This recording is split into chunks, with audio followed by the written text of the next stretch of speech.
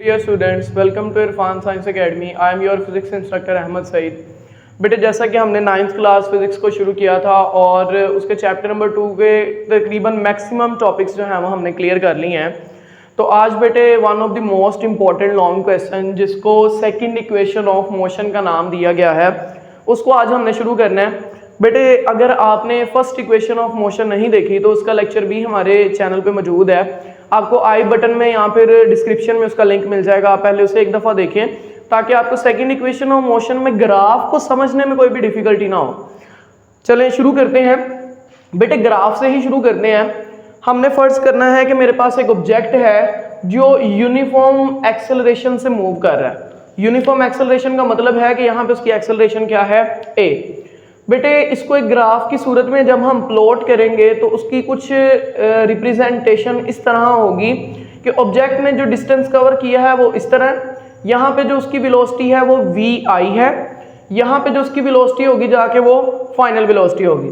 बेटे इसको रिप्रेजेंट करते हैं और इस ऑब्जेक्ट को यहाँ से यहाँ तक मूव करने के लिए जितना टाइम लगा वो टाइम हमारे पास क्या था, t था। बेटे second equation of motion, first equation of motion में हमने ऑब्जेक्ट की फाइनल वेलोसिटी कैलकुलेट की थी, बट हम क्या करेंगे सेकंड इक्वेशन ऑफ मोशन में वो मुझे कहता है कि आपने बताना है कि उस ऑब्जेक्ट का उस जो एरिया आपने लिया है उसका, जैसे ये एक ट्रायंगल है और ये एक रेक्टेंगल है, तो इसका हमने टोटल एरिया बताना है कि टोटल डिस्टेंस उस ऑब्जेक्ट ने कितना कवर कर लिया। तो बेटे टोटल डिस्टेंस s फाइंड करने के लिए हमने क्या करना है, जितना हमारे पास ये ट्रायंगल का एरिया है और जितना हमारे पास रेक्टेंगल का एरिया, हमने उन दोनों को क्या करना है, सोल्व करना है। बेटे सबसे पहले सोल्व करते हैं एरिया ऑफ रेक्टेंगल। इस ग्राफ में आपको दो चीजें नजर आ रही होंगी। एक तो हमारे पास क्या है, ये देखें आपको नजर आ रहा होगा, ये मेरे पास एक ट्रायंगल है और दूसरा ये हमारे पास क्या है, एक रेक्टेंगल है। बेटे ट्रायंगल और रेक्टेंगल में सबसे पहले एरिया कैलकुलेट करने का फॉर्मूला जो होता है रेक्टेंगल में वो होता है लेंथ को हमने ब्रेड्थ से मल्टीप्लाई करना होता है।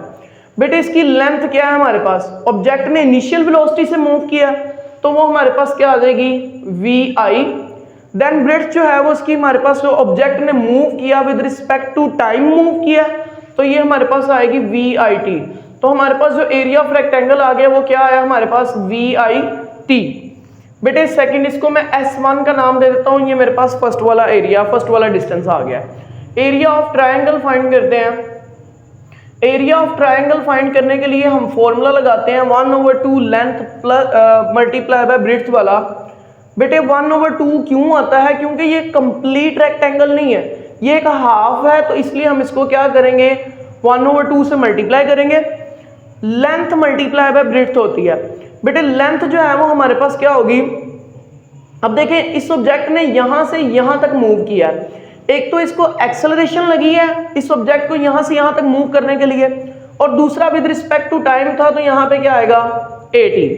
देन दूसरी चीज ब्रेड्थ है, उसने with respect to time move किया तो यहां पे क्या आएगा, t आएगा। इसको फर्दर सोल्व करते हैं, आ जाएगा 1/2, t को आप t से मल्टीप्लाई करेंगे तो यहां पे क्या आ जाएगा 80 का स्क्वायर। बेटे टोटल एरिया जो कि हमारी second equation of motion demand करती है, बेटे टोटल एरिया हमने फाइंड करना है या टोटल डिस्टेंस हमने फाइंड करना है। तो टोटल डिस्टेंस s के बराबर होता है और उसमें हम क्या करेंगे s1 और s2 को प्लस कर देंगे। s1 हमारे पास क्या है vit, s2 हमारे पास क्या है 1/2 at का स्क्वायर। बेटा मेरे पास इस ग्राफ में मौजूद ये वो डिस्टेंस या एरिया है जो उस ऑब्जेक्ट ने कवर किया है। बेटा ये थी हमारी सेकंड इक्वेशन ऑफ मोशन जिसमें हमने ग्राफ और पहले हमने रेक्टेंगल का एरिया, फिर हमने ट्रायंगल का एरिया और लास्ट पे हमने जो है वो टोटल डिस्टेंस या टोटल एरिया कैलकुलेट करना था और विद रिस्पेक्ट टू डेरिवेशन हमने उसे कवर कर लिया। बेटे बहुत आसान है, अगर आपको इसको समझने में कोई भी डिफिकल्टी हो रही हो तो आप कमेंट करके दोबारा पूछ सकते हैं। Thank you for watching this video, take care, अल्लाह हाफिज़।